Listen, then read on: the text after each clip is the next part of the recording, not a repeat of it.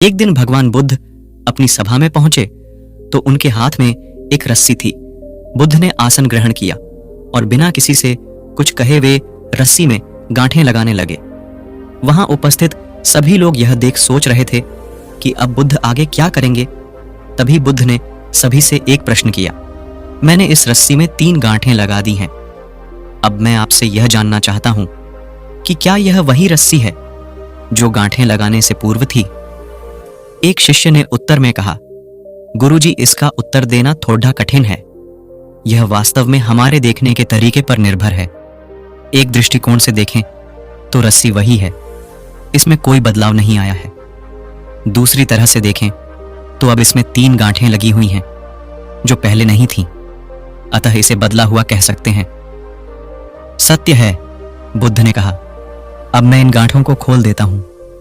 यह कहकर बुद्ध रस्सी के दोनों सिरों को एक दूसरे से दूर खींचने लगे। उन्होंने पूछा, तुम्हें क्या लगता है, इस प्रकार इन्हें खींचने से क्या मैं इन गांठों को खोल सकता हूं? नहीं नहीं, ऐसा करने से तो गांठें और भी कस जाएंगी और इन्हें खोलना और मुश्किल हो जाएगा। एक शिष्य ने उत्तर दिया।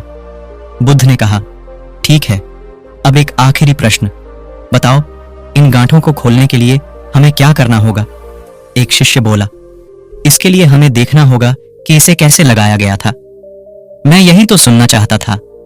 मूल प्रश्न यही है कि जिस समस्या में तुम फंसे हो, वास्तव में उसका कारण क्या है?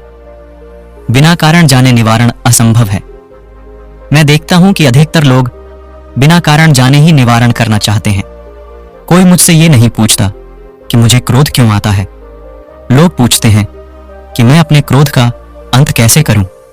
कोई यह प्रश्न नहीं करता कि मेरे अंदर अहंकार का बीज कहां से आया। लोग पूछते हैं कि मैं अपना अहंकार कैसे खत्म करूं।